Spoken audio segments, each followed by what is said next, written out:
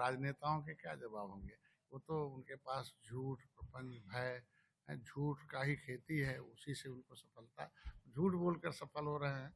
तो इसीलिए आज के दिन में आंशिक सफलता की वजह से इस तरह उनसे ही मैं पूछना चाहता हूँ, 7 जून 2015 को गोरखपुर में कसरवल कांड एक रेल आंदोलन हुआ था डॉक्टर संजय के द्वारा।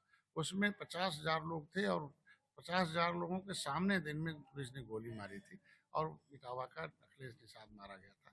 क्या उसके लिए इन्हीं की सरकार ने मुकदमा किया? मंगेश यादव अगर अपराधी था, नहीं था, तो इनकी सरकार, उसके ऊपर मुकदमे बहुत दर्ज है, तो इनकी सरकार के समय ही दर्ज है। तो अगर अपराधी नहीं था तो क्यों दर्ज कर दिया मुकदमा? अगर अपराधी की कोई जाति नहीं होती है और किन परिस्थितियों उसका इनकाउंटर हुआ है, उसके बारे में पुलिस ही जवाब दे सकती है।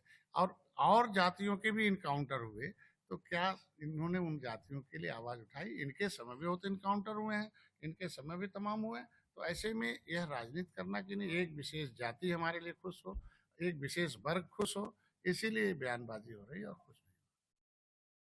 जनसंख्या नियंत्रण की मांग लगातार चल रही है।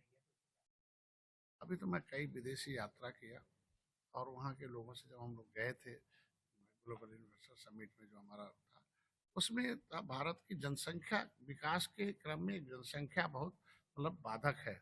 और आज के दिन में जनसंख्या नियंत्रण कानून न होने की वजह से अन्य दोष जो बाद में विकास आजाद हुए वो विकास की मुधारा में आगे हैं।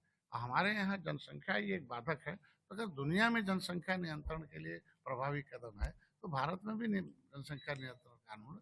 और धर्म से देश देश नहीं चलता है।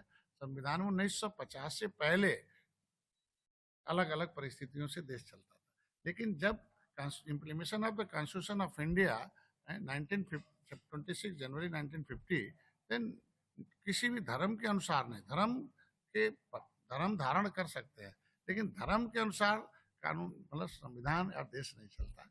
संविधान के मुताबिक संविधान में देश को विकास करना है, एक कानून होगा उसका पालन करना है।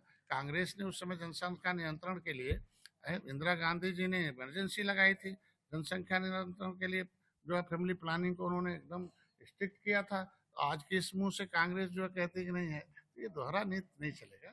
आज के दिन में विकास के क्रम में सबको साथ देना पड़ेगा और दुनिया में जो रूल रेगुलेशन है जो आज के विकास के क्रम में उसे लागू करना पड़ेगा। भारत को फिर से सोने की चिड़िया बनाने की यही अर्थव्यवस्था कहाँ था, आज मोदी जी ने इसको 5वें नंबर पर लाया, 3रे नंबर पर।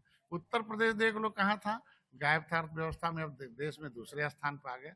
ये गर्व होना चाहिए हम लोगों को, उत्तर प्रदेश सर्वोत्तर प्रदेश बन आप तो इस पर क्या कहेंगे? आपकी पार्टी अकेले चुनाव लड़ेगी या गठबंधन के साथ? रहा है। त्रेता में भगवान राम के साथ जब निषाद राज आए तब रावण राज खत्म हुआ था। तो रावण राज खत्म करने के लिए तो निषाद पार्टी का जन्म हुई है।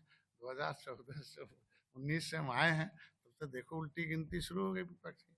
हम लोग एनडीए हैं, एनडीए के पार्ट हैं, हम लोग चुनाव मिलके लड़ते हैं। हम लोगों का एक उद्देश्य है, इनको पहले हटाओ और सामाजिक समरसता लाओ और बिना भेदभाव के सभी जाति, सभी धर्म, सभी वर्ग के लोगों को विकास उदाहरण 10 सीट पर हम लोग जीतेंगे। भारतीय जनता पार्टी एक बड़ी पार्टी है और एक एक गठबंधन धर्म का 25 साल का एक लंबा इतिहास रहा है और अपने जो गठबंधन दल है उनका सम्मान करती है और जो जहाँ लड़ता है उसे लड़ाती है और मिल के जीतती है। तो 2 सीटें निषाद पार्टी ने लड़ा था, एक पर जीत हुई थी और जो खाली हुआ दूसरे पर बहुत कम वोटों से हारे। तो 10 सीटों पर इसीलिए हमने प्रभारी बनाया है कि उससे हम लोग जीत सकते हैं। इसीलिए अभी देखो गाजियाबाद में मीटिंग करके आया हूँ, बोल के आया हूँ कि जो भी प्रत्याशी एनडीए का आएगा एक एक वोट तुम्हें डलवाना है और एक उसे जितवा कर भेजना है। सीटों की मांग करेंगे? मांगना पड़ता ही नहीं, भारतीय जनता पार्टी बुलाती है और देती है, क्योंकि कभी त्रेता में भगवान राम ने निषाद राज को गले लगाया था और इस युग में मोदी और योगी ने एक निषाद राज के वंशज के बेटे डॉक्टर संजय को गले लगाया है। न्यूज नेशन अब व्हाट्सएप पर खबरों के ताजा अपडेट के लिए न्यूज नेशन के इस क्यूआर कोड को स्कैन करें।